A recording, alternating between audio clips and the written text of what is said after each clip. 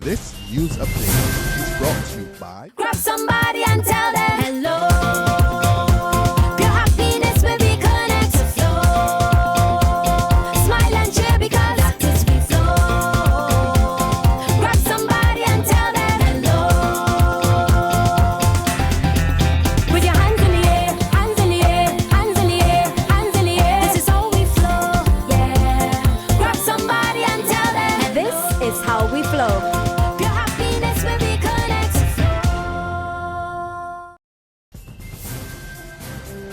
It's Tuesday, October 6th, and time for the Barbados Today Afternoon Update. I'm Fernella Wedderburn. Thanks for joining us. Don't expect instant relief from the measures being put in place to address persistent water outages. The caution from Acting General Manager of the Barbados Water Authority, Dr. John Wanza, during yesterday's press conference by Minister of Water Resource Management, Dr. David Estwick, on plans to address the situation. Dr. Wanza says while his authority is putting the necessary immediate and short-term initiatives in place to rectify the problem facing residents, the results will not happen overnight. We'll be struggling for a while before we can see the results of these remedial measures.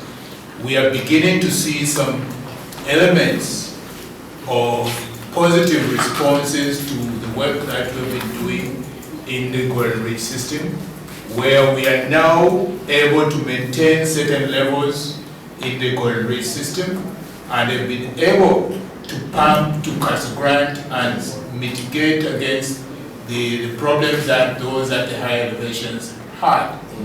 So as we build on the work that we've done with the intensified leak detection program and repairs, we anticipate that we will start to see the fruits of the work that we're putting in. On the issue of going the route of desalination plants, which the BWA is looking at as a long-term solution to the country's water woes, Dr. Wanza says that will take another 2 to 3 years before it can be fully implemented. Seawater desalination will probably be another 2-3 years before we implement it, because we should be targeting the mains, because once we put that water into the system, we want it to get to the customer.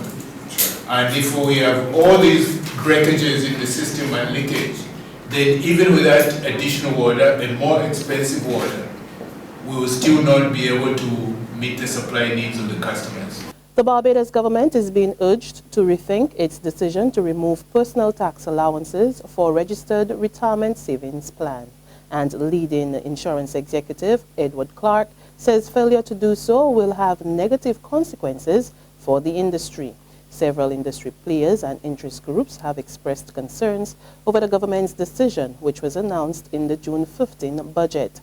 While not going into details, Clark, who is the general manager and chief operating officer of Sagicor Life Inc., told journalists that industry stakeholders recently put forward a number of suggestions to Finance Minister Chris Sinclair and officials of the Barbados Revenue Authority for consideration. I don't know if anything will happen to that, but I do think that there is a need for them to look at making some changes for longer term. We believe that pensions is one of the best ways to invest in people, long-term investment for many people in Barbados.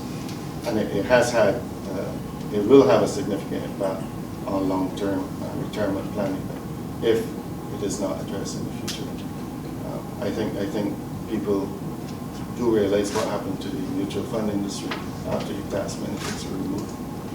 And I think that even if some changes are made, there are other things that could be done, and hopefully the minister and the ministry officials would have taken some of the advice we gave to them and comments, feedback we have given to them. So hopefully in the future we will see. Officials in the international business sector have been assured that government continues to strengthen Barbados's position as a treaty-based jurisdiction. Deputy Permanent Secretary in the Ministry of International Business, Sonia Foster, says the negotiation of tax treaties continues to play a critical role in the government's strategic plan. She was speaking at the opening reception of International Business Week at the Fairmont Royal Pavilion Hotel last night. In addition to DTAs, the government continues to treat bilateral investment treaties as important instruments of economic development. We currently have 36 double taxation agreements, 11 bilateral investment agreements, and 5 tax information exchange agreements in force. However, it should be noted that although Barbados has completed its ratification of several DTAs and TIAs that were signed years ago, we are still awaiting notification from these countries as to whether or not they have completed their ratification process. As a consequence, we considered it prudent to sign on to the Multilateral Convention on Mutual Administrative Assistance in Tax Matters, rather than continue to be at the mercy of individual countries. Barbadians are willing to pay more for top-notch customer service. That's according to a new customer service survey conducted by advertising agency Blueprint Creative in collaboration with research company Antilles Economics. The survey found that despite feeling trapped and unable to switch service providers, consumers did not always complain publicly, but they did express their experiences with family and friends. Of the 404 consumers who were polled between April and May this year, 26% said they would definitely pay more to ensure better service, while 58% said they would be willing to pay more.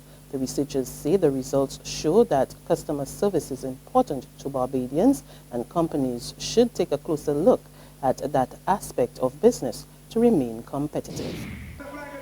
The One Caribbean show in aid of the children of Dominica is what Original Unity is all about. Scores showed up to participate in the show on Sunday to listen to tunes from popular artists from the local and regional scene.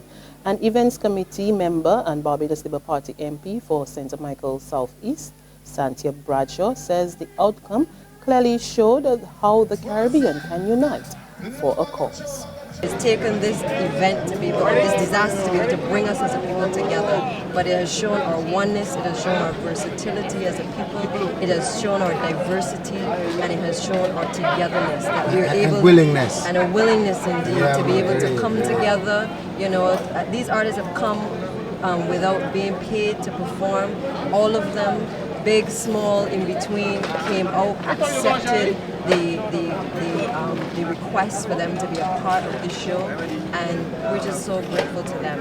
And I think this is very symbolic. This is the first time that this has ever happened in the Caribbean. It's almost like a We Are the Caribbean. We've seen We Are the World, we've seen international artists come together, but never before have we seen this diverse amount of artists from the Caribbean coming together for one cause. There's regional and international news after this short break.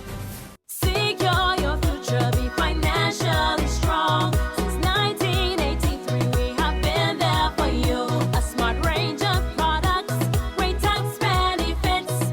We're the solution to your hopes and your dreams. The Barbados Workers Union Cooperative Credit Union. The Barbados Workers Union Cooperative Credit Union. Humble beginnings to smart loans, smart savings. Save smart and borrow smarter, that's the move for me. Stability, prosperity, we're the solution to your hopes and your dreams. The Barbados Workers Union Cooperative Credit Union. The Barbados Workers Union Cooperative Credit Union.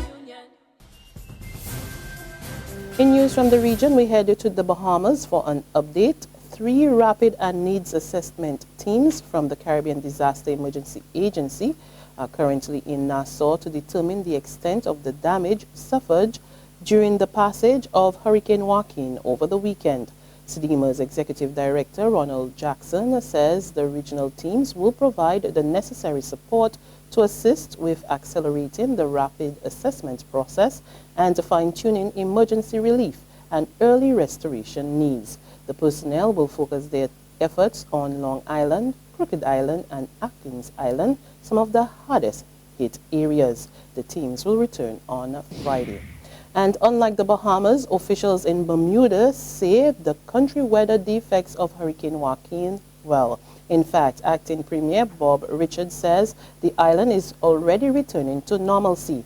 Minister Richards says the main effort at this time is the restoration of power, continued road clearance, and assessment of various sites to ensure the safety of schools and other buildings.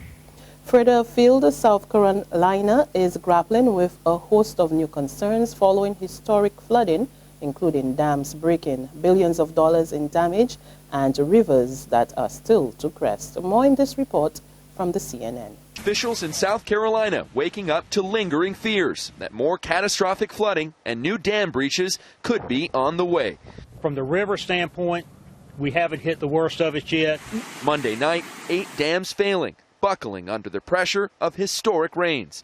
18 failing since Saturday, some areas seeing more than 20 inches. The deluge to blame for more than a dozen deaths in the Carolinas. And that's news, but for the very latest, log on to www.barbadostoday.bb, subscribe to our e-paper, our email updates, and like us on Facebook. We're also on Izumi Media in bus terminals or screenplay at supermarkets and gas stations near you, as well as Channel 101 on Flow TV and Mix 96.9 FM. There you can get all the latest news and sports. And don't forget to join us again for the evening update. I'm Fernella Wedderburn. Good afternoon.